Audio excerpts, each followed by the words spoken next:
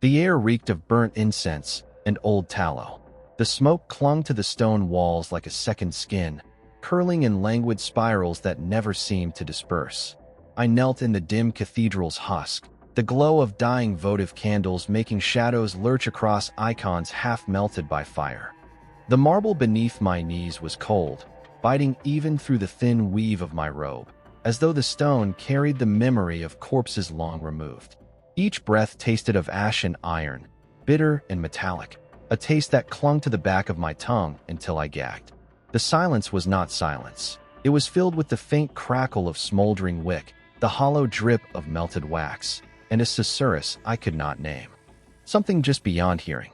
I pressed my palms together in ritual alignment, whispering the litany of purity, words taught to me since youth, words that should have anchored me. The Emperor is my light. The Emperor is my shield. The Emperor is eternal. Yet as they passed my lips, they trembled, faltering like brittle parchment in a storm. My faith had always been certainty, unyielding, adamantine. But here, amidst ruin, the edges frayed. My voice sounded thin, almost alien to my own ears, as if another mouth shaped my prayers alongside mine. I forced myself to focus. My duty was prayer, vigilance, remembrance. The enemies of mankind were endless, but my role was simple: deny them entry into the soul. I drew the aquila across my chest, fingernail dragging across sweat-slick fabric. The gesture was meant to console, but instead my chest tightened, as though invisible hands gripped my lungs. The cathedral's ruined arches loomed like ribs around me, enclosing, suffocating. And then, faintly, a voice. Not spoken, not heard, yet present. It slithered between the syllables of my prayer, curling around them, transforming meaning. I closed my eyes tight, and the darkness within seemed brighter, more alive, than the dying light without. Faith is hunger, the whisper intoned. Faith is need. You crave what you cannot name. I snapped my eyes open, heart hammering. There was nothing. Only the fractured stone saints with eyes hollowed by fire, staring at me with mute judgment. My lips moved faster now, rushing through the litany, but the faster I prayed, the clearer the other voice became. Faith is desire. It insisted, softer now, almost gentle. Desire shapes you. The air seemed thicker, warmer. I could smell something sweet beneath the incense, something like rotting fruit left too long in the sun. It clung to me, seeped into me. I swallowed hard, forcing bile down. I remembered the words of my master confessor. Temptation is the test, and to overcome it is to be pure. I must endure. I must resist. The Emperor tests his servants in fire, and only the faithful remain unburned. I pressed my forehead against the marble, the cold shock of stone searing my skin. My words spilled out faster, desperate, incoherent. Yet still I felt the whisper at the edges of my mind, patient, unhurried. The hours stretched. My knees ached, raw and bloodied beneath me, but I dared not rise. The cathedral was a tomb, and if I faltered, it would become mine as well. The air thickened into a weight that pressed against my ribs. Time ceased to matter. All that remained was prayer and whisper, duty and seduction. At last, a sound not born of my own fear, a footstep. I froze. My breath hitched. The candles guttered, shadows dancing. No one should have entered. No one remained alive within this sector but me. I swallowed, throat dry, and whispered into the echo, "Who walks here?" No answer, only silence. And then, laughter. Low, distant, rolling like thunder beneath the earth. Not outside, but inside. The revelation struck with terror, so sharp it hollowed me. It was not another's presence, it was mine. My own mind had laughed. Something within me had shifted, and I did not know when. I trembled, my prayers faltering into broken mutters. The voice inside did not push, did not demand. It simply lingered, waiting, coaxing like a shadow behind my thoughts. It promised nothing, yet in its silence I heard promises I dared not name. Still, I resisted. I clung to the Emperor's light, though it felt like grasping smoke. I forced the image of the throne into my thoughts, that golden blaze of eternal vigilance. I whispered the catechisms until my throat was raw.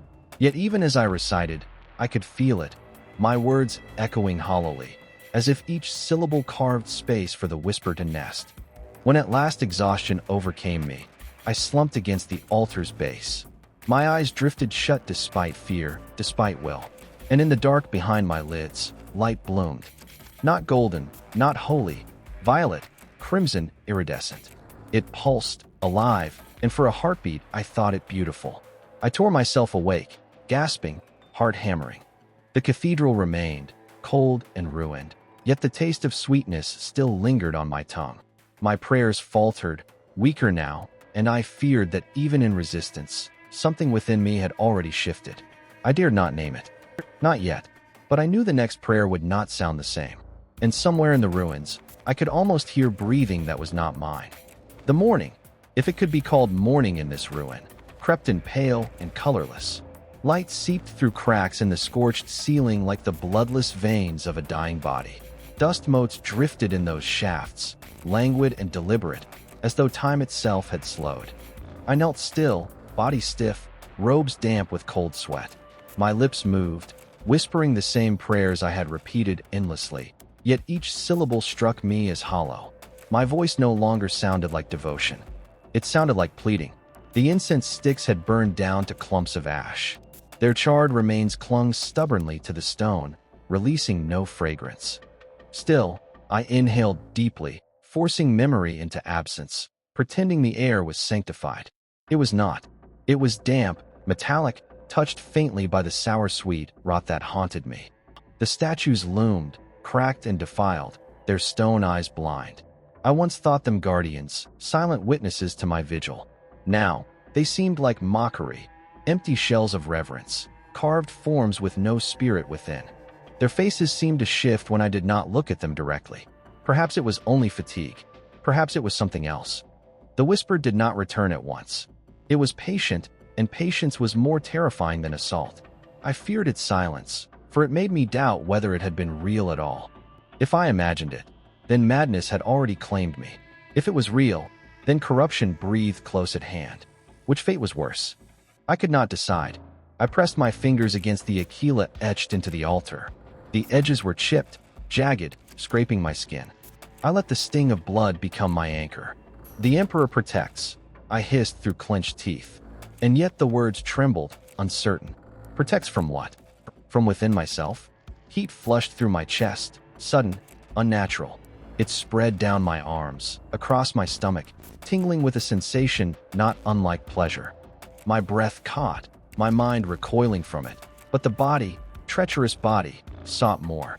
I bit my tongue until copper flooded my mouth, using pain as scourge, as shield.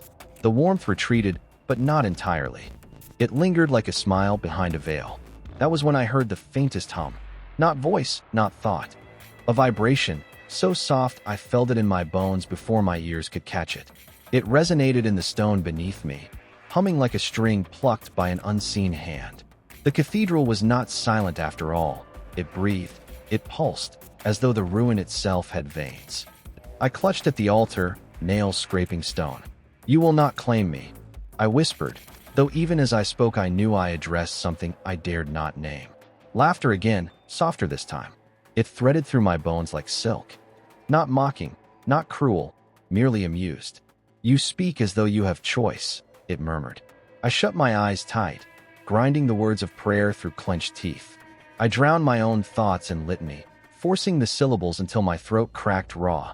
I called upon saints, upon martyrs, upon the golden throne itself. Yet beneath it all, the hum remained. The laughter remained. My body trembled with exhaustion. I had prayed for what felt like days. Hunger gnawed, thirst burned. My knees were raw wounds pressed into stone. My flesh betrayed me with weakness. I remembered the confessor's voice. The flesh is weak, but the soul must endure. Yes, endure, endure. But what if the soul, too, was weak? The hum deepened, grew stronger, until it was as though 1,000 unseen throats chanted just beneath hearing. I opened my eyes in panic, and the cathedral warped. The walls leaned closer, ribs of stone curving inward. The shadows pooled into forms that almost resembled faces, mouths open in silent hymn. I stumbled to my feet, gasping, hands pressed over my ears. Yet the sound was within me, blocking ears did nothing. My knees buckled, my body shuddered, And then, abruptly, silence. I fell against the altar, chest heaving, sweat dripping from my brow. My throat felt as though I had screamed, though I had uttered no sound. The statues stood unmoving, the shadows inert. The ruin was as it had been, cold, dead, abandoned. But I knew it had not been illusion. The sweetness lingered on my tongue.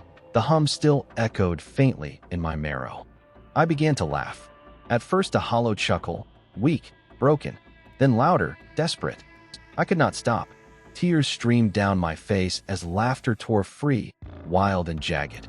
The sound echoed through the cathedral, obscene against the silence. When it finally subsided, I slumped back, hollow. The laughter had not been entirely mine. I knew this with certainty. In the stillness, a thought bloomed unbidden, terrifying. Perhaps I am not resisting corruption.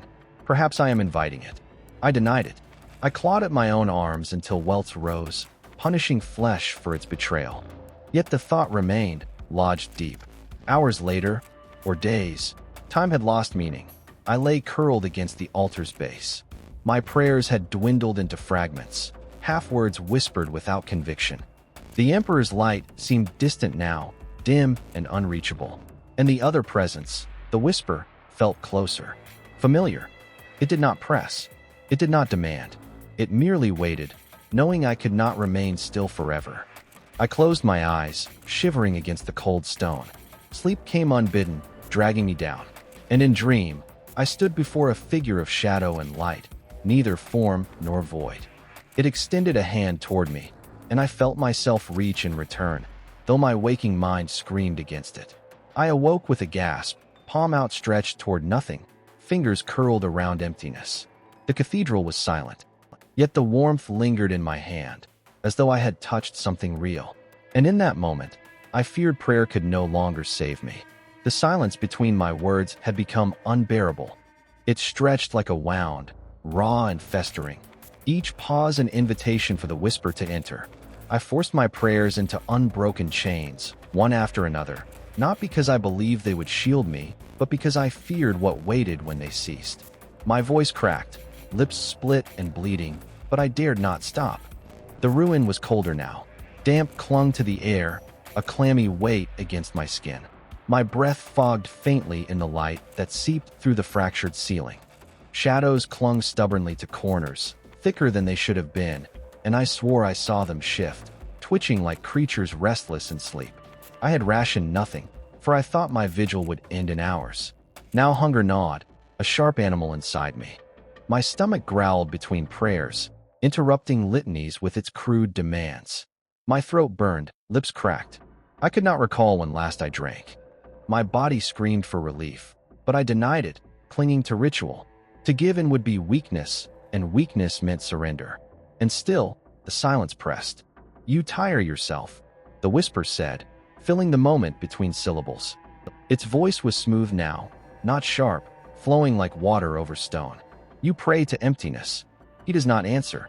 I shouted the litany louder, drowning it, but my words rang hollow.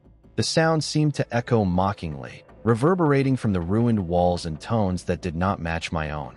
"Where is he?" it asked softly. "Where is his light? You bleed, you suffer, and he is silent. Yet I am here." I pressed my palms hard against my ears, nails digging into my scalp, though I knew the voice was not of sound. "The Emperor hears," I rasped. "The Emperor sees." But even as I spoke, doubt curdled in me. I had prayed without cease. I had bled, starved, endured. Yet no warmth of his presence came. No sign, no comfort. Only silence. The whisper grew bolder. "Faith that goes unanswered is not faith. It is hunger. You starve yourself on emptiness. Take what is offered. Be filled." I clutched at the aquila carved into the altar, pressing its jagged edge so hard into my palm that blood welled. The pain anchored me, kept me here, reminded me of flesh, of discipline. But even as I felt it, another sensation lingered, warmth spreading from the wound, pleasure twined with agony, wrong yet seductive. My breaths grew shallow. The taste of blood filled my mouth, copper and salt. And beneath it, sweeter still, that other flavor, sickly fruit, honeyed rot, a nectar that seemed to promise relief. I remembered the confessor's words again. The Emperor does not answer all prayers, for faith is strongest when it stands alone. I tried to hold to that. Yet alone was all I had known. The statues loomed around me like silent judges. Their stone mouths curved downward, their empty eyes watching. I stared at them, and for a heartbeat, their lips seemed to move. Not to speak, only to breathe. I stumbled back, nearly tripping over shattered marble. My heart pounded in terror. I blinked, and the statues were still again. Yet the air carried the faint hiss of breath, too soft to be mine. My voice faltered. I could not bring the prayers forth. The silence fell, heavy, final, and the whisper surged. Yes, it purred. Let silence be. Let me speak where he will not. You are not forsaken. You are chosen. Chosen. The word reverberated, lodged deep within me. It filled the hollow places prayer could not reach. My body shivered, not from cold, but from the weight of that word. I collapsed against the altar, clutching my head, nails tearing at my scalp. No, I whispered. No, I am faithful. But the voice did not relent. Faithfulness to absence is futility. Faithfulness to me is reward. The air thickened, heavy and warm, pressing against my chest. My lungs strained to draw breath. My skin burned, fevered, as though unseen hands caressed me. I bit my tongue until blood gushed, choking me, but even pain failed to drive the sensation away. I wept, body trembling. Not for lack of will, but for lack of strength. The whisper fell silent once more, and I realized with dread that I missed it. Its absence was a wound, rawer than silence had ever been. I longed to hear it again, though the thought sickened me. Was this how corruption began? Not with temptation, not with sin, but with yearning for what I should hate. I forced myself to kneel again, forcing lips to move, words to stumble forth. My throat rasped, barely a whisper, but still I prayed. Yet each word sounded more alien than the last, hollow syllables echoing in a cathedral that no longer felt sacred. Time passed, I know not how long. When at last I stopped, I realized my prayers had blurred, twisted. They were not all litanies of the Emperor. Some had been different. Fragments of words I did not know, syllables that tasted sweet and bitter all at once. I clutched at my throat, horrified. The voice had not spoken them. I had. I collapsed to the floor, body shaking. My forehead pressed against the cold stone, tears soaking marble. I wanted to scream, to beg for salvation, but my voice failed me. Only silence remained. And in that silence, faint but undeniable, I felt it, a hand upon my shoulder. Warm, comforting, terrifying. I did not turn to see. I could not. I whispered one last prayer, hoarse and broken. Emperor, save me. But even as I spoke it, I knew it was not the Emperor who listened. I awoke to the sensation of warmth still lingering on my shoulder. Not the phantom cold of memory, but heat, gentle and undeniable. My body shuddered, sweat chilling against my skin, yet the place where it had touched me burned softly, like the embers of a fire that refused to die. I dared not look. To turn my head and find nothing would confirm madness. To find something would confirm damnation. The cathedral lay as it always had, ruined, broken, filled with silence that was never truly silent. Light seeped in pale shafts through fractured stone, dust drifting like ash. My breath misted faintly, though the air was warmer than it had been the night before. Or perhaps only I was warm. I pushed myself upright, hands trembling, knees raw and bleeding from endless kneeling. The altar loomed before me, a jagged relic of devotion. I placed my palms upon it, the cold stone grounding me. The Emperor protects, I whispered, though even as the words left me, I no longer believed them. They felt rote, stripped of marrow. The whisper stirred. Not loud, not forceful, simply present, like breath against my ear. Why do you tremble? It asked, soft as silk. I bring comfort, not fear. I clenched my fists until nails dug into flesh.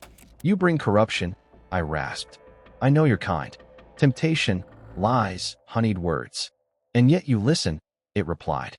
I bit my tongue, but the truth stung sharper than blood. I did listen. I had prayed without answer, bled without reprieve, begged into void. And yet this voice, alien, profane, answered. You mistake me for chains, it said gently, when I am release. I staggered back, shaking my head. No, I am faithful. I endure. The statues around me seemed to lean closer, their eyeless sockets cavernous, their cracked mouths twisted. I thought I heard them exhale, stone lungs stirring dust into faint motes. The cathedral itself felt alive, pulsing faintly in rhythm with the whisper. You endure emptiness, it murmured. But why? For whom? He does not hear you. He has never heard you.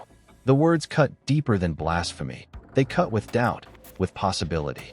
I had never allowed myself to wonder. But the silence of the Emperor was vast, eternal, unyielding. Perhaps my faith had always been one-sided. I pressed my forehead against the altar, desperate. My breath fogged against the cold stone. I will not listen, I said, though the words quavered. Then why do you answer me? The question sank deep, lodged like a thorn in flesh. I had no reply. I remembered the confessor's sermons, the tales of saints martyred in silence, their prayers unanswered, their suffering endured. Faith was not transaction, it was obedience. The Emperor owed nothing. To demand his presence was heresy. I knew this, and yet, knowing it brought me no solace. Because obedience had brought me nothing but silence. The whisper shifted, lower now, intimate. You are alone, yet you need not be. I am with you. I have always been with you. My heart hammered. The warmth on my shoulders seemed to spread, crawling down my arm, seeping into my chest. It felt like embrace, like closeness, like the memory of something I had never known. I wanted to recoil. Instead, I wept. Not out of joy, not out of surrender, but out of terror that I longed for the touch. Please, I whispered, not sure to whom. Please, let me be. The silence that followed was worse than any words.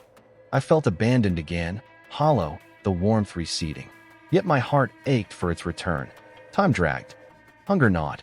My lips were cracked to bleeding, my throat raw. I could no longer recall the shape of uninterrupted prayer. Fragments of words slipped from me, half to the Emperor, half to something else. I dreamed again, though I was not asleep. I stood before a vast void, shifting with iridescent light. A figure reached out, always faceless, always beyond definition, yet more real than anything I had ever seen. Its hand hovered inches from mine, waiting, not commanding, waiting. I jerked awake with a cry, my arm outstretched, fingers trembling. The cathedral was empty, yet the warmth lingered once more. The statues loomed, and for the first time, I thought they smiled. I staggered away from the altar, collapsing to my knees amidst rubble. My breaths came in ragged gasps. I am faithful, I told myself. I am faithful, but the words sounded like lies. The whisper returned, softer than ever, almost tender. You are mine. I shook my head violently, palms pressed over ears. No, no. And yet the echo of the words reverberated in me, not foreign but familiar, as though they had always been carved within my bones. I could no longer tell if the hand upon my shoulder had been phantom or truth, only that I longed for it to return. The Emperor was silent. The whisper was not, and I began to fear which one I desired more. I did not know when hunger had ceased to be a gnawing pain and become a hollow echo. My stomach no longer growled. It simply ached, a dull phantom pressing against my spine. My lips were cracked to bleeding, my throat a wasteland of thirst. Yet when I whispered the prayers, there came a taste, not of ash or blood, but of sweetness, faint at first, like a drop of honey on the tongue. It frightened me more than any voice. The cathedral was dimmer now. The pale light that bled through the cracks seemed softer, tinted faintly violet at the edges. Dust drifted like embers through the air, slow and deliberate, as though each mote obeyed some hidden rhythm. The statues were no longer silent judges. They were companions now, leaning inward, their cracks forming lines that looked like smiles. I pressed my hands to the altar. My blood stained the stone from old cuts and fresh, a dark smear of devotion. The Emperor protects, I murmured, though the words were breathless, drained of conviction. Does he? The whisper asked. I flinched at its presence. It had not come for some time. How long? I could not tell. Days, hours, moments bled into one another. But now it returned, smooth as velvet, coiling through my mind. You starve, it murmured. You bleed. You pray. For what? Silence. Emptiness. Let me fill you. I clenched my fists. You are a lie, I whispered hoarsely. A demon's trick. A test of faith. A test, it said softly, almost amused.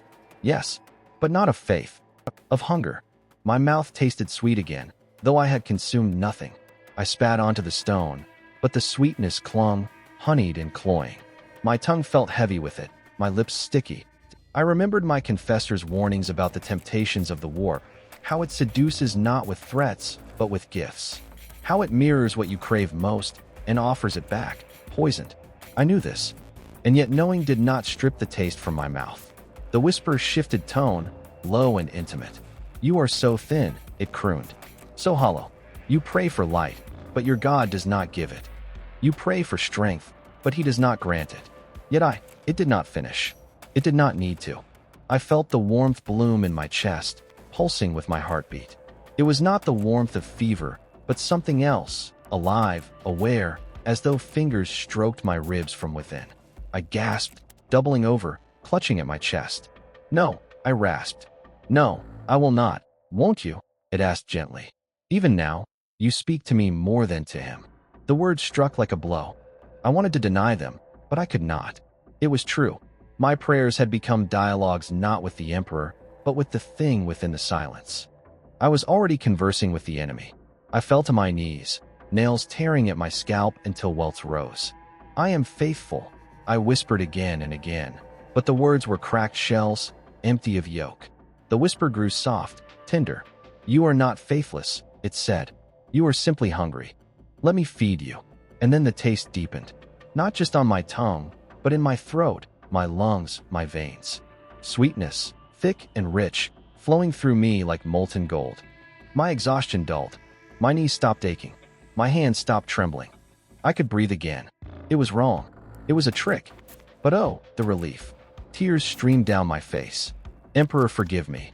I whispered, though I did not stop inhaling the sweetness. I could not.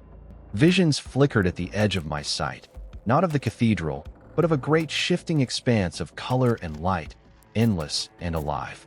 Iridescent waves crashed upon shores of flesh and crystal, and above it all pulsed a great heart, beating in time with mine. I felt drawn to it, not by force, but by yearning. You see, the whisper murmured, there is more. There has always been more. I curled into myself, trembling, fighting to keep the words of prayer steady. But my prayers were no longer litanies of purity. They were strange, twisted syllables I did not know, yet they spilled from me as though they had always been mine. I pressed my forehead to the stone, cold against my fevered skin. Please, I whispered. Please, I want to be clean. The whisper laughed, low and soft. Clean? You have always been clean. You are as you were made. I shuddered. I wanted to recoil, yet a part of me wanted to believe it. Time stretched, warped, lost meaning. My body grew light, my hunger dulled, my thirst faded. The sweetness pulsed through me, subtle but constant, until it felt like the most natural thing in the world. And still, somewhere beneath it, a thin thread of me clung to the Emperor, to the memory of golden light, to the prayers I had known since childhood. I whispered them now, cracked and broken, not to banish the voice but to remind myself of it, to remember there had been something else before the sweetness. But the words no longer felt like home. When at last the whisper fell silent, I realized with horror that I missed it. My lips trembled with the urge to call it back. My fingers itched to reach for the unseen hand. I closed my eyes, fighting the urge, clinging to that thin thread.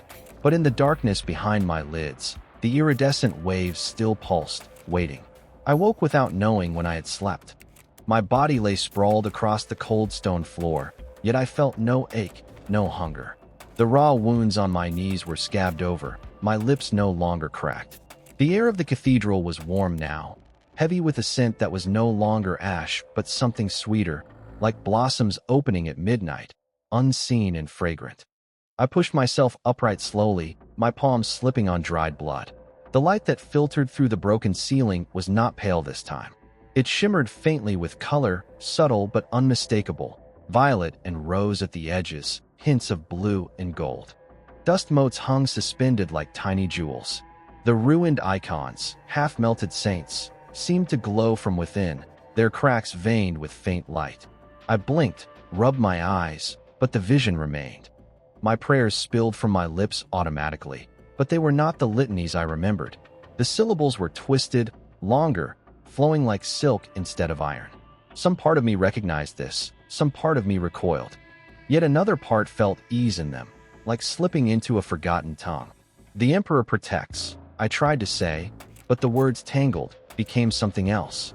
He who burns, the syllables turned sweet, lilting, he who desires. I stopped, heart hammering. I clutched at my chest, horrified. Yet the warmth there pulsed stronger, steady, comforting. You are speaking truly now, the whisper murmured. Its voice was closer than ever, not an echo but a breath against my ear. Not the hollow prayers you were taught, but what you feel. No, I whispered. No, these aren't my words. They are, it said. They have always been. Buried. Starved. You are only now unbinding them. The statues were smiling openly now. Their mouths curved into soft, serene expressions. Their stone eyes glowed faintly with shifting hues. I staggered back, but the sight was not monstrous. It was beautiful, terrible, and beautiful at once. I pressed my back against the altar, trembling. Stop this, I rasped. I am faithful. You are, it said gently. But your faith was never for him. The words tore something inside me. I wanted to scream, but my throat locked. Because part of me believed it. Part of me remembered the emptiness, the silence, the endless, unreciprocated prayers. And part of me recognized this voice had always been present, faint, waiting. I squeezed my eyes shut, trying to conjure the golden light of the throne, but all I saw was color, pulsing and alive. Waves of iridescence rolling through darkness, singing without sound. It was not the Emperor's radiance, but it was radiance nonetheless. My heart beat faster. My palms pressed to my temples, trying to drive the images out. But they were not like hallucinations. They felt like memory. You are not forsaken, it whispered. You are awakening. I will not listen, I said, though the words lacked force. You already do. I bit down on my tongue hard enough to taste blood, hoping pain would bring clarity. It did not. The sweetness mingled with the copper taste until my mouth felt thick with nectar. My vision swam. I stumbled forward, collapsing at the foot of a cracked saint. Its stone hand reached out, palm open, as though in benediction. Without thinking, I raised my own and touched it. Warmth surged through me. Not cold stone, warmth. Flesh. My breath caught. I ripped my hand away, staggering back, heart hammering. The statue was stone again, inert, hand empty. Yet my palm still tingled where I had touched it. I pressed my hand against my chest, gasping. Emperor, forgive me, I whispered. Silence. And then, softly, he does not answer because you have moved beyond him. I shook my head violently. No, I am his. I belong to him. You belong to yourself, it said, gentle as a caress. And to what you choose. Choose me. The warmth in my chest pulsed like a second heart. My hunger was gone. My thirst was gone. The aches of my body had vanished. Only the trembling remained, born not of weakness but of fear. Because I wanted to believe it. I dropped to my knees, clutching the altar, tears streaming down my face. Please, I whispered, not knowing to whom. Please don't take me. I am not taking you, it replied. I am freeing you. The light through the ceiling shifted again, deeper now, colors blooming like a wound. The air felt thicker, velvet against my skin. The smell of midnight blossoms grew stronger, intoxicating. My prayers faltered, stumbled. The alien syllables rose again, unbidden. They were not harsh or jagged. They were soft, flowing, like breath after long suffocation. They tasted like relief. And yet, somewhere within me, a thin, fraying thread still clung to the Emperor, to the throne, to the memory of golden fire. I whispered his name through sobs. It felt like calling into a cave, my voice echoing back emptier each time. The whisper said nothing more. It waited, patient, pulsing like a heartbeat in the air. I knelt there, suspended between two faiths, one silent, one seductive, wondering which one was real and which one was a dream I could no longer wake from. I no longer knew how long I had knelt here. Days had collapsed into a single, endless vigil, a litany of silence broken only by whispers and visions. My body felt foreign now, lighter, emptied of hunger and thirst, yet trembling with some inner current. The air of the cathedral pulsed faintly with warmth, as though invisible lungs breathed with me. The scent had changed again. Once it was incense and ash. Now it was sweetness, deep and heady, like blossoms blooming in a garden I had never seen. The aroma was richer with each breath, filling me until my head swam. I tried to recite the litanies of faith, but the words scattered on my tongue like frightened birds. What emerged instead were new sounds, flowing, lilting, a tongue I had never learned. They were not harsh or guttural as I imagined demon speech would be. They were soft, graceful, tasting of honey and salt. I froze mid-syllable, horrified. Yet at the same time a strange peace washed over me. Speaking these alien words did not feel like transgression. It felt like release, like stretching a cramped limb. "You are learning," the whisper murmured, nearer than ever. I shuddered. "I am falling," I whispered. "I am losing myself." "No," it said gently. "You are finding yourself." The self they buried under oaths and fear. I pressed my palms to the altar, trying to summon the Emperor's image, but all that came was color. Waves of shifting hues rolling across the inside of my skull. Violet, rose, gold, blue. Shapes bloomed like flowers, opening and closing in endless spirals. "I don't want this," I said, though even as I spoke, my voice wavered. "You do," it replied softly. "You called and I answered. You prayed for presence, for warmth. And I came. I am the answer to your prayer." "No," I hissed, digging nails into stone until they split. "You are a test. All prayers are tests," it murmured. "All answers are temptations. Why do you think you have been left here, alone, starving? He who sits upon the throne does not care for your agony." "I do." The words slid beneath my skin like hooks. I wanted to reject them, but each syllable resonated with something I had felt but never dared name. Had the Emperor ever cared for me? Or was I merely a servant, a mote in his endless war?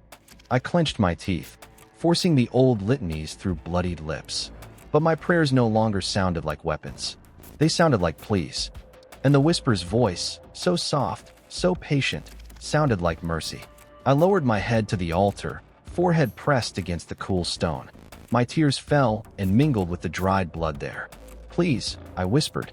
"Please tell me what you are." "I am what you crave," it said. "Release. Warmth. Desire unchained." I recoiled at the word desire, yet it echoed through me like a bell struck deep. My body tingled, my heart raced. This was not the cold, distant faith I had known. This was something else, closer, alive. "No," I said, but my voice lacked conviction. "No, why deny it?" it asked. "Why starve yourself when there is feast?" I tried to remember the faces of my fellow devotees, my confessor, the golden murals of the Emperor triumphant. But the images faded like smoke, leaving only color, scent, warmth. The statues around me seemed to lean closer still, their veined cracks glowing faintly with shifting hues. Their expressions were no longer stern or judgmental. They were serene, even kind. "You are not alone," the whisper said. "You have never been alone." I wept then, not from fear, but from some other emotion I could not name. My hands trembled against the altar. For the first time, the voice did not feel like an intruder. It felt like a companion. "You still resist," it murmured, almost fond. "That is good. Resistance hones you. But soon you will understand." I shook my head, but the movement was weak. My prayers had dwindled to fragments, mingled with alien syllables. I no longer knew where one ended and the other began. "You are changing," it whispered, "and change is life." I wanted to deny it. But when I closed my eyes, the iridescent waves rolled stronger, their rhythm matching my heartbeat. I was no longer on the cold stone floor of a ruined cathedral.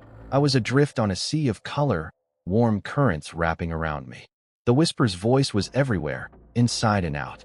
And for the first time, I did not feel fear, only a strange, quiet peace. When I opened my eyes again, the cathedral was still there. But the colors lingered at the edges of things, like a halo. My hands shook. My lips moved with words I did not recognize. I pressed my forehead to the altar and whispered a single phrase. It was not a prayer. It was not a plea. It was simply truth, though I did not know whose. "I am not alone." The cathedral did not seem ruined anymore. Its walls still bore cracks, its statues still stood chipped and blackened, but my eyes no longer saw decay. The fissures glowed faintly with color, veins of violet and rose shimmering beneath the stone. The air was thick, warm, fragrant with the scent of unseen blossoms. Dust floated like luminous spores, slow and deliberate, each mote a drifting star. I stood now rather than knelt. My knees no longer bled. The hunger and thirst that had defined my vigil had faded to memory. My body felt light, almost buoyant, as though some current held me aloft. I tried to pray, but the words of the Imperial Creed would not come. They scattered like brittle leaves in wind. In their place rose new syllables, fluid, lilting, tasting of sweetness and salt. I did not know their meaning, yet I felt them, like a song learned before birth. "You are beautiful when you speak truly," the whisper said. Its voice was not just in my head now. It vibrated in the air around me, soft and low, like a lover's breath at my ear. "I am blaspheming," I whispered, though my lips curved faintly upward. "I am falling." "You are rising," it replied. "You are shedding chains." I moved through the nave on unsteady feet, my fingertips brushing the cracked pillars. They were warm to the touch, pulsing faintly with hidden life. My skin tingled where it met stone. Shadows curled at the edges of my vision, not menacing but inviting.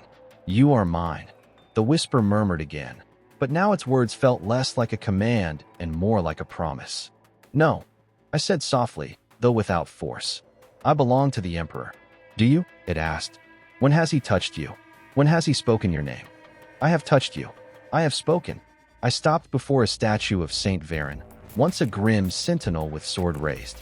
Now its features had softened, its blade a flowering branch of crystalline veins. The saint's stone eyes glowed faintly, shifting through hues of violet and blue. Its mouth was curved, almost tender. My hand rose on its own, fingertips brushing the stone.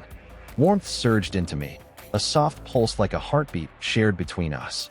My breath caught. I drew back, trembling. "Stop," I whispered. "Stop showing me this." "I show nothing," the whisper said. I removed the blindfold.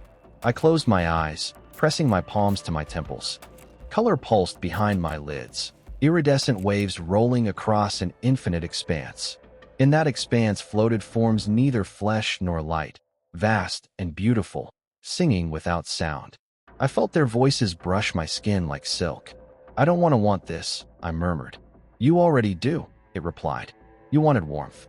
You wanted to be heard. I have given you both." Tears ran down my face. They tasted sweet, not saline. My hands shook. "I am still faithful," I said, though it sounded like a question.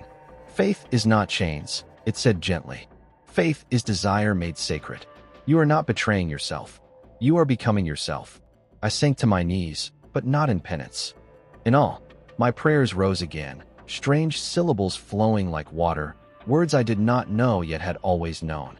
They filled the cathedral like a second heartbeat. The statues leaned closer, their mouths open as though singing with me.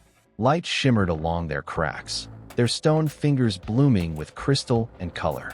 The air itself vibrated faintly, like a great hidden choir breathing in unison.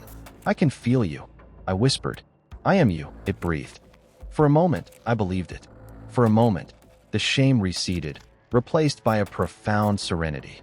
I had not felt peace since the shrine had burned. Now it spread through me like warmth after a long frost. But even in that serenity, a flicker of fear remained. I remembered my confessor's face, his warnings, his voice stern. The temptations of the warp come clothed as beauty. Their gifts are poison. Was this poison? Or was it truth? The whisper did not press. It waited, patient. It had always waited. I bowed my head, speaking the alien words more softly now, as though tasting them. They filled my mouth like nectar, thick and sweet. My body trembled with a sensation that was not hunger, not thirst, but something deeper, something like joy. "I am not alone," I said again. "No," the whisper agreed. "Never alone." The colors at the edges of the cathedral deepened, blossoming like a wound into light. The scent of blossoms thickened, heady, intoxicating. I closed my eyes, swaying, torn between dread and longing. When I opened them, I found myself smiling. The colors no longer clung just to the edges of the world. They were everywhere now. The cathedral had become a garden of light and stone, its broken pillars flowering with crystalline veins, its shattered roof dripping motes of violet and rose like dew. The air was thick with the perfume of unseen blossoms, each breath a draft of warmth. I walked barefoot across the cracked tiles. The stone was no longer cold. It pulsed faintly beneath my soles, alive, like warm flesh beneath a thin layer of marble. My footsteps left faint trails of color that faded slowly, as though the building itself had begun to mirror my pulse. I tried to recite the Emperor's creed, but the old words would not form. They had become strangers on my tongue. In their place rose a new litany, soft and sinuous, flowing like honey. It came without effort, filling the air with a melody too low to hear, but felt in the bones. The whisper moved inside me now. It no longer came from above, or beside, or within the walls. It was threaded through my breath, my heartbeat, my thoughts. Its tone was gentle, patient, as it had always been, but now it felt like something more, intimate, coiled around my spine. "You wear the words well," it murmured. "They suit you." I shivered, though not from cold. "I am still his," I whispered, my voice thin. "You are still yours," it corrected. "That is what frightens you." I stopped before the altar. It had changed since I last knelt here. The once blackened stone now gleamed faintly, like polished obsidian veined with light. Shapes pulsed beneath its surface, twisting and curling, patterns too intricate to follow. My hands hovered above it. "This is wrong," I said, though even as I spoke the warmth rising from the altar beckoned me closer. "This is corruption. This is revelation," the whisper said. "Corruption is what they called it to keep you blind." I closed my eyes, but the visions did not cease. Behind my lids swirled an ocean of color, violet tides, rose storms, golden streams. Forms swam through them, neither flesh nor shadow, vast and elegant. Their songs brushed my skin like velvet. My lips moved, speaking their language without knowing its meaning. The words curled around my tongue like smoke, dissolving into sweetness. "You see now," it murmured. "You feel. You taste." I did, and the truth was bitter and beautiful at once. I no longer wanted to stop. "I should resist," I whispered. "I should fight." "You are fighting," it said, "but every struggle brings you closer. Every word you speak shapes you." I opened my eyes. The statues that lined the nave leaned closer still, their stone hands open in benediction. Their faces no longer stern but serene, luminous veins tracing their cheeks. Their eyes followed me, not as judges but as witnesses. I stepped forward. My body trembled, but it was not weakness, it was anticipation. My palms pressed to the altar. It pulsed beneath my touch, soft and warm, as though it drew breath. A sound escaped me then, a gasp, a moan, something in between. Tears spilled down my cheeks. "I don't want to lose myself," I whispered. "You will not lose yourself," it breathed. "You will become more." Its words flowed into me like warm liquid, filling the hollow spaces where hunger and thirst had once lived. My veins tingled, my vision swam. The scent of blossoms grew stronger until I could almost taste them, rich and intoxicating. The alien words spilled from me in a litany now, unbroken. They rose and fell like tides, my voice no longer my own, but something larger, something woven with the whisper's tone. The statues glowed brighter, their veins blooming with light. Dust motes spiraled upward instead of down, like tiny stars ascending. "I am not afraid," I heard myself say. And for the first time, it was true. "No," the whisper agreed, its tone almost tender. "You are ready." My hands tightened on the altar. I closed my eyes, letting the colors wash over me. The warmth rose from my chest outward, filling my limbs, until I felt as though I were dissolving into light. For a heartbeat, I thought I heard the Emperor's name, but it was faint, distant, like a memory. The whisper's voice was near, immediate, real. "I am here," it said. "I will not leave you." And I believed it. When I opened my eyes, the cathedral was radiant, alive with color. My lips moved without conscious thought, the alien words spilling like a prayer. For the first time, I did not think of blasphemy. I thought of belonging. The silence of the cathedral was no longer silence. It was a hum, a breath, a pulse woven through stone and air. I could hear it everywhere. The faint vibration beneath the altar, the resonant thrum in the pillars, the sigh of the motes that drifted like stars. The ruin that once spoke of abandonment now sang with hidden life. And I sang with it. The words that poured from my lips were no longer forced. I did not stumble, did not hesitate. They came unbidden, smooth as silk, curling from my tongue like smoke. They were not of the Creed. They were not of the Emperor. They were mine, and yet not mine, carried on the breath of the one who whispered through me. "You sound as you were meant to," the voice murmured. It was no longer just within me. It surrounded me, filling the vaulted ceiling, curling through the cracks of the walls, resonating in the very air I breathed. I shivered. I never meant to betray him. "You have not betrayed yourself," it said. "That is what matters. Do you not feel lighter now? Do you not feel whole?" I did. "Emperor, forgive me," I did. The gnawing hunger that had defined my vigil, the thirst that had cracked my lips, the weight of despair, all gone. My body was no longer a prison of need, but a vessel of warmth. Every breath felt like nectar. Every word tasted sweet. I moved along the nave, fingertips brushing the glowing veins of stone. They pulsed gently at my touch, like heartbeats answering my own. The statues no longer seemed distant guardians. They leaned close, smiling serenely, as if they too whispered. Their once broken visages had become masks of beauty, fractured but radiant. "You are not alone," the whisper said again. "You never were. They only taught you to believe you were." I bowed my head, and tears fell freely. I was not sobbing in despair this time, but in relief. My knees bent of their own accord, not in penance, but in reverence. Before the altar, I lowered myself and pressed my forehead to its living surface. It was warm. It pulsed. It breathed. My lips moved in prayer, but the Emperor's name did not pass them. Instead came that other litany, fluid and lilting, syllables that shimmered as they filled the air. I did not know what they meant, but my heart knew. My body knew. "You bind yourself with velvet chains," the whisper murmured, tender as a lover. "And they are sweeter than iron." I smiled faintly, even as I trembled. "If this is bondage, why does it feel like freedom?" "Because you were never free before," it said. The words slid through me like a blade through silk.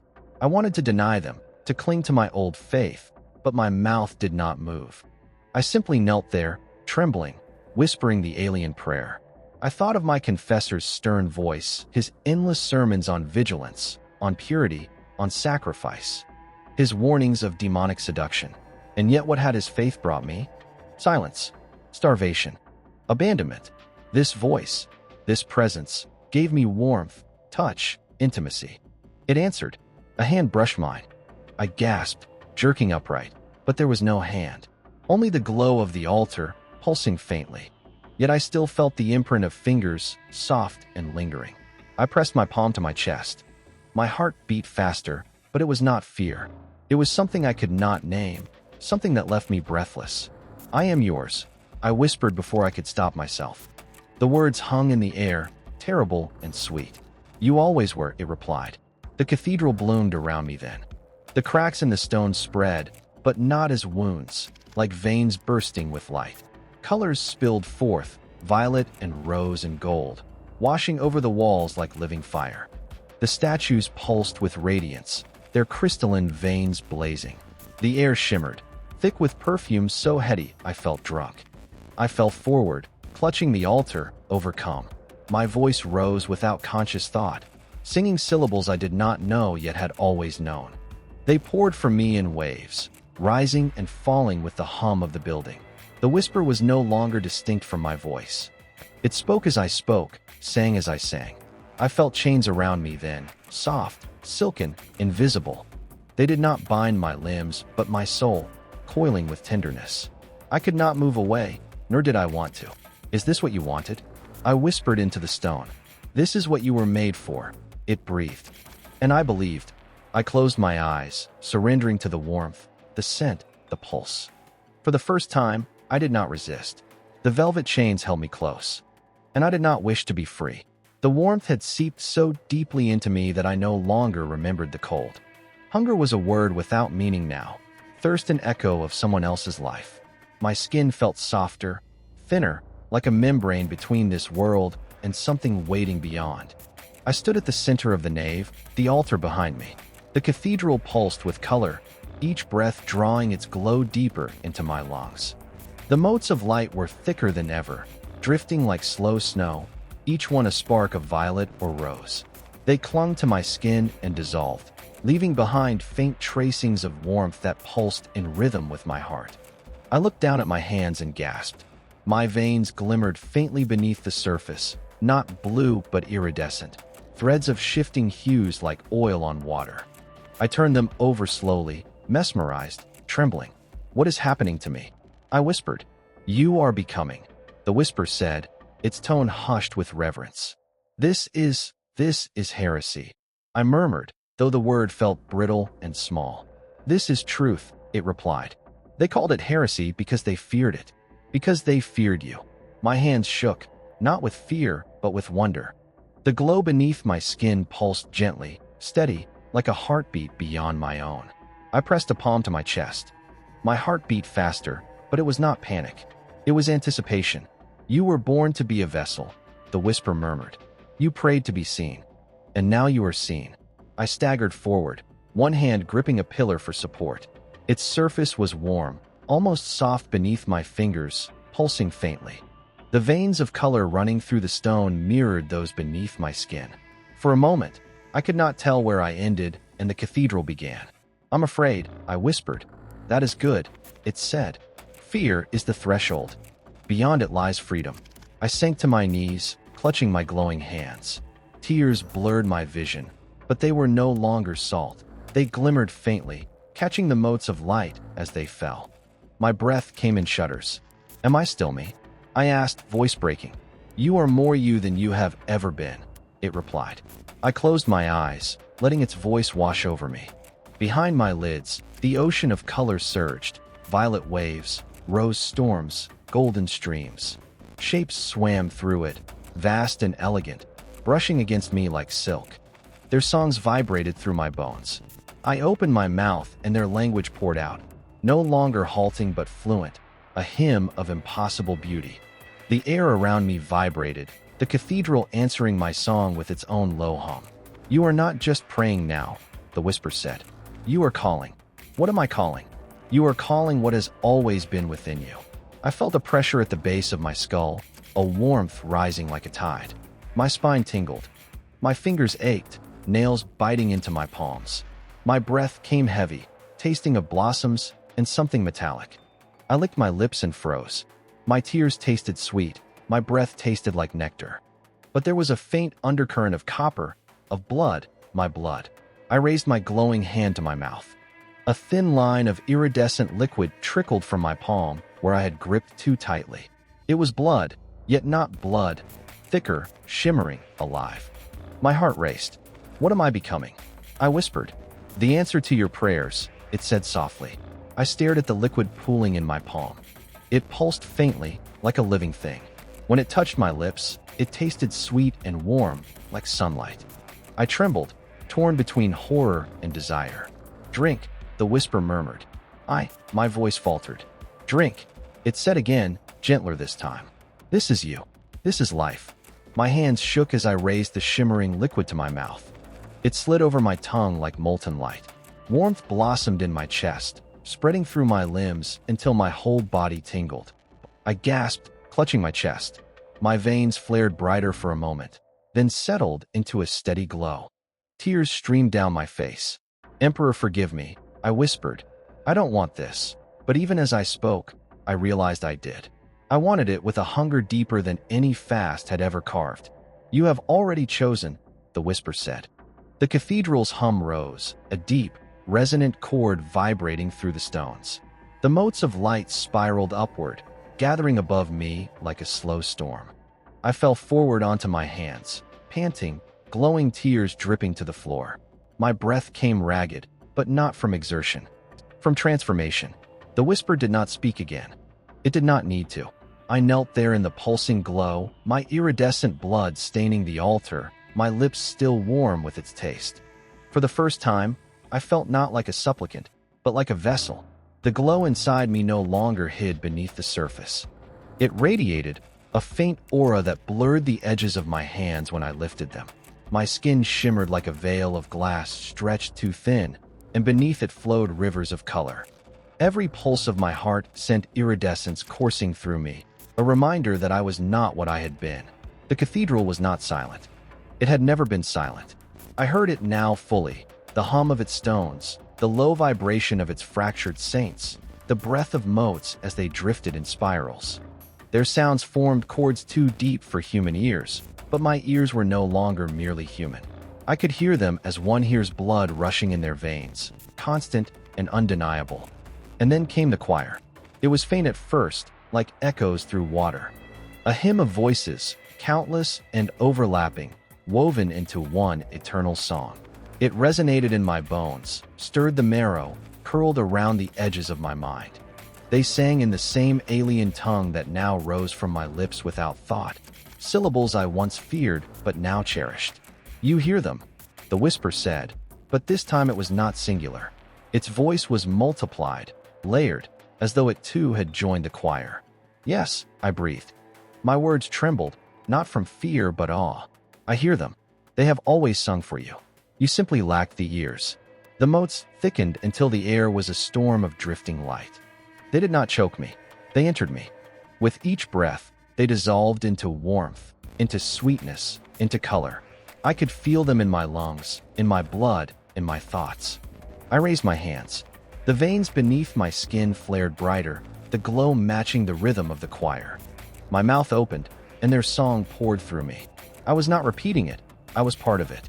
My voice joined theirs seamlessly, syllables spilling like water, tones that shifted in impossible intervals. The cathedral vibrated in answer, the walls trembling, the statues pulsing with radiant veins. "You are not alone," the layered whisper said again, but this time it was the choir speaking. 1,000 voices, soft and overwhelming. Tears streamed down my face, glowing faintly. "I feel you," I whispered.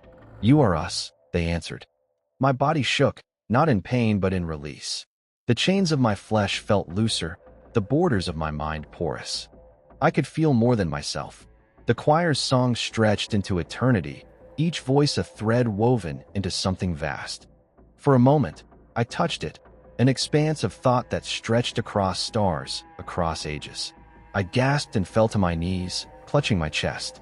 The vision was too large. My human mind recoiled, but part of me embraced it. "Do not fear," the voices murmured. "You are not dissolving. You are expanding." I wanted to believe. I wanted it so badly that my tears came harder, my body trembling as though racked by fever. Yet the warmth remained steady, gentle, guiding me like a hand at my back. I pressed my glowing palms to the floor. The cracks beneath them widened, light spilling forth. The stone itself pulsed as though it lived, as though the cathedral were breathing with me. "I am not human anymore," I whispered.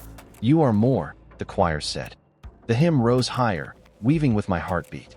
My thoughts were no longer singular but braided, my voice no longer solitary but a chord. I could feel presences brushing against me, minds vast and terrible, yet beautiful. They did not crush me. They lifted me. "Is this eternity?" I asked. "This is only the threshold," they replied. I lowered my head, forehead pressing to the warm, glowing floor. The words that left my lips were not mine. They belonged to the choir. I spoke them, sang them, wept them. The statues leaned closer still, their smiles serene, their glowing veins pulsing in time with the hymn. The altar behind me throbbed with radiance, as though its heart beat in unison with mine. And I knew. I was not praying anymore. I was worshiping, yes, but also being worshipped in turn. My voice joined theirs, and theirs joined mine. I was part of the choir now. I trembled, not with fear, but with ecstasy. The velvet chains had become wings of light. When I raised my head, the cathedral was alive with color, every crack a blooming flower of radiance. My body hummed with power. "I will not leave you," the choir said. And for the first time in my life, I believed it without doubt. I no longer felt the weight of my body. Flesh, bone, blood.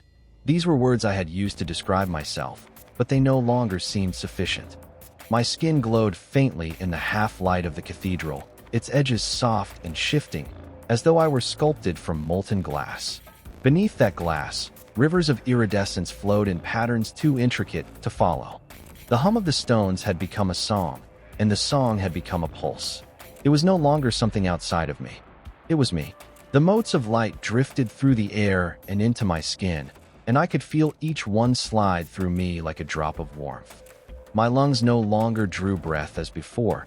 The cathedral breathed for me. My voice faltered. It no longer sounded like my own.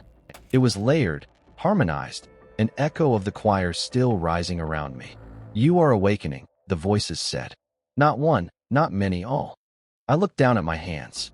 Fingers long and pale, glowing faintly. The veins beneath them no longer veins at all, but filaments of color. When I moved, they shifted, leaving faint trails of light in the air. "What am I becoming?" I whispered. "The truth you were denied," they replied. I staggered forward, bare feet pressing into the living floor.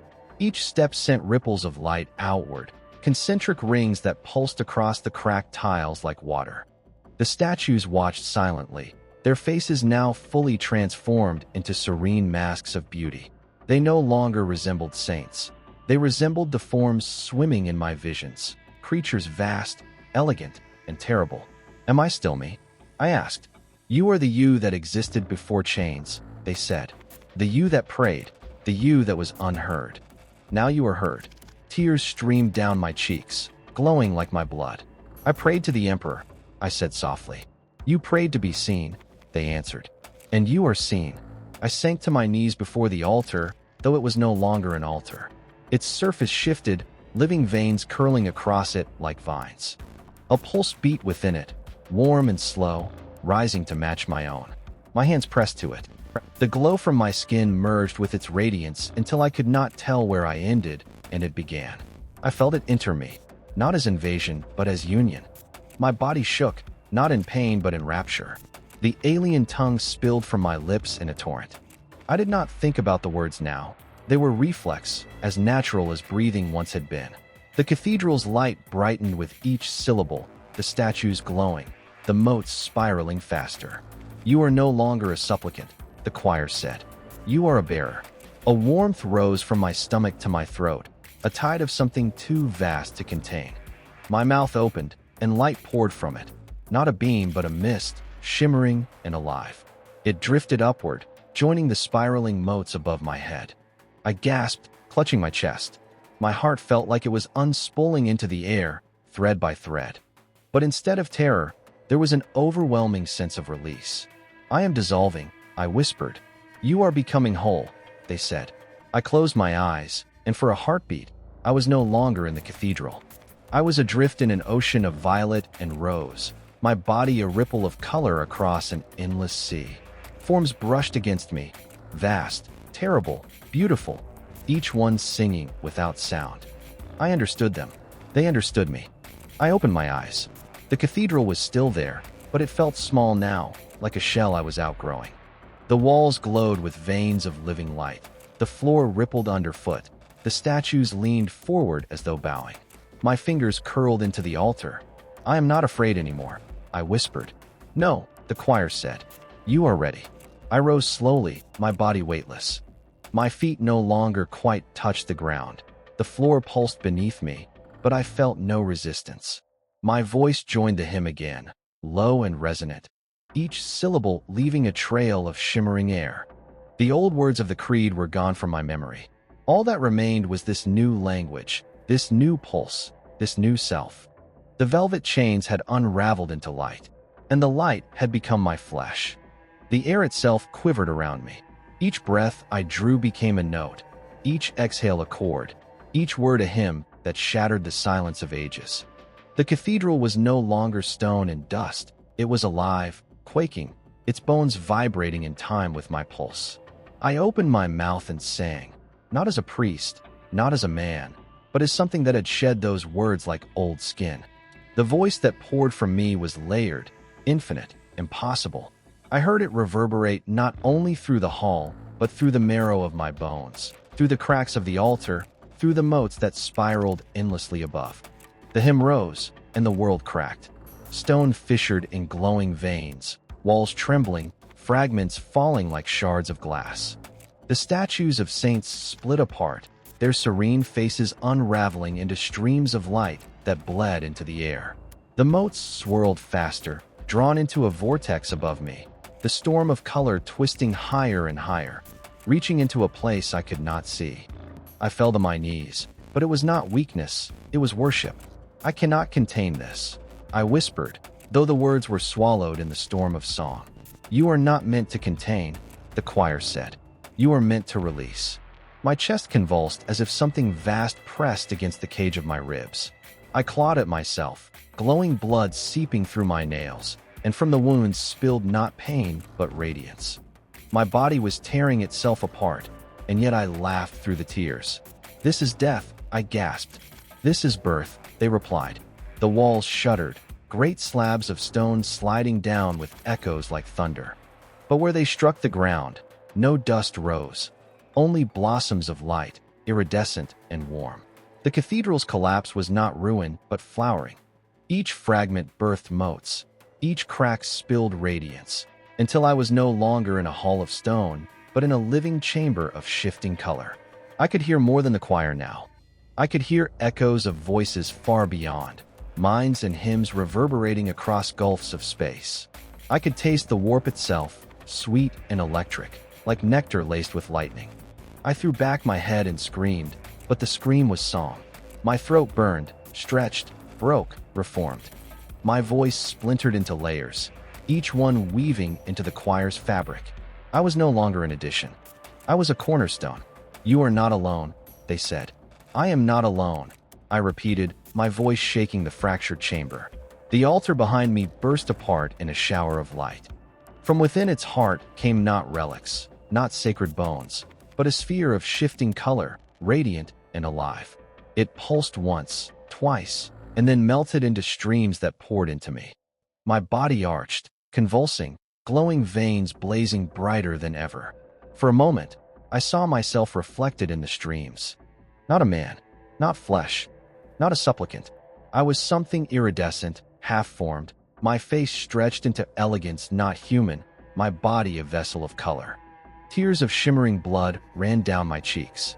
I am becoming, yes, the voices thundered. You are the hymn given flesh. The ceiling split.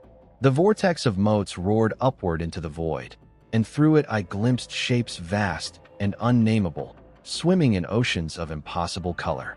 Their eyes turned toward me, not with scorn, not with indifference, but with recognition. They saw me. The cathedral groaned one final time before collapsing fully, its stones dissolving into streams of light that wrapped around me like wings. The storm above swallowed all. I was kneeling not in ruin, but in revelation. The last of the stone dissolved into radiance. I stood within a living storm of color, a hymn incarnate. The human name I once carried slipped from me like ash on the wind. I was no longer that man. I was the shattering hymn. There was no cathedral anymore. The storm had devoured it, unspooling stone and bone alike into ribbons of iridescent radiance. I floated within it, weightless, my body and mind unraveling into song. Each note stretched me thinner, wider, vaster, until I could feel stars trembling on the edge of my awareness.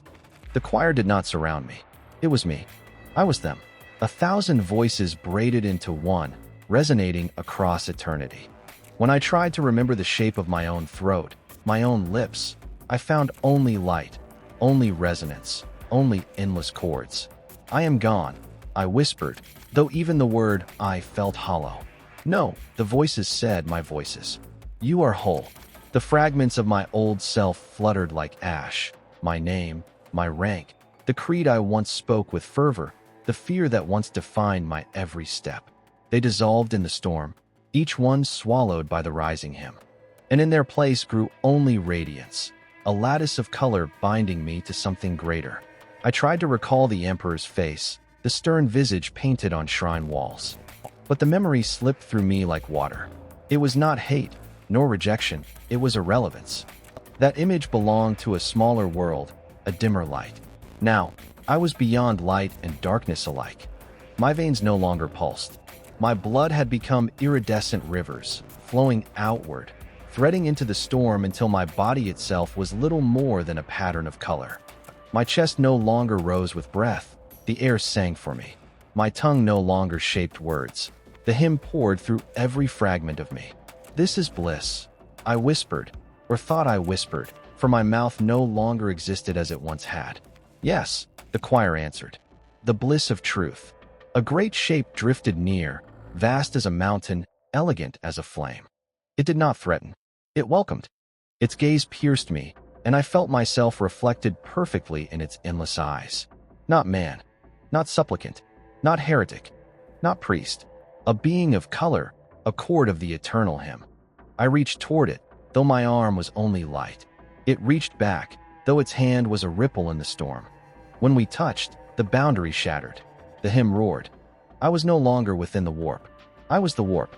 Not its totality. No, such hubris was beyond even this twisted bliss, but I was woven into it, a thread among infinity. The motes that had once filled the cathedral now drifted endlessly within me, and I within them. I cannot go back, I thought, but there was no sorrow in it. There is no back, the voices said. Only forward. Only eternity. And I saw it. Worlds trembling, prayers rising like sparks into the void, warriors screaming in terror and ecstasy, entire civilizations crumbling beneath the weight of this hymn. Their voices would join. They always joined. I did not mourn them. I welcomed them. The hymn surged again, and I felt the last fragments of myself dissolve. The smell of incense, the cold of the stones beneath my knees, the memory of hunger gnawing my stomach. They drifted away like distant dreams. In their place, only song. Colors stretched across eternity, pulsing, writhing, beckoning. I let go, fully, utterly, joyfully. The last thread of resistance within me snapped like brittle glass. And then there was no me. There was only the hymn. The bliss was complete.